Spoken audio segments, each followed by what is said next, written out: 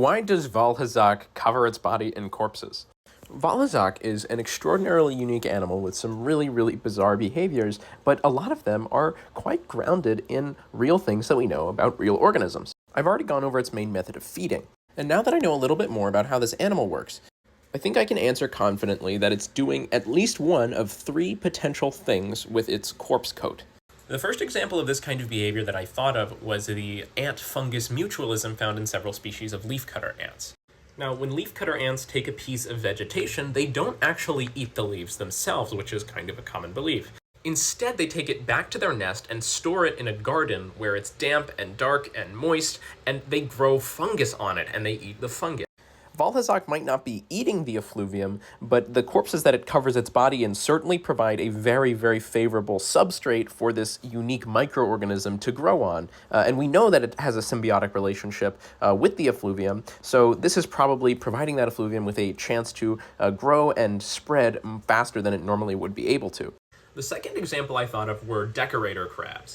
Decorator crab is kind of a generic term for crabs that stick stuff onto their exoskeletons. Some of these decorator crabs cover themselves in a material that makes them look cryptic, makes them harder to spot in a predator-rich environment. But these guys, the long-nosed spider crabs, decorate themselves with toxic algae, which, just like the rotten flesh and bacteria that cover Vaal Hazak, would make it pretty unappealing for any sort of predator to try and eat. This is really consistent with what we see in the Vaal Hazak Odogaron turf war, where Odogaron jumps on Vaal Hazak, and Vaal Hazak just kind of sits there until Odogaron gets smothered by the effluvium and falls off.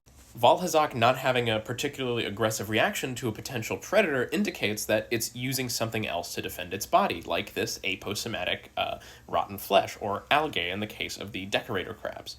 The final purpose is just simple camouflage. Acanthaspis petax is a kind of bug that, when it's in its larval stage, covers itself in ant corpses to act as camouflage. Because the rotten veil is already covered in, well, rotting stuff, Vaal Hazak covering itself in bodies to shield its iridescent underscales from prying eyes is not a very surprising thing.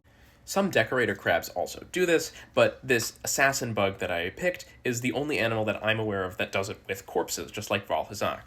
So, in summary, Vaal Hazak's corpse coat is probably helping it with three things.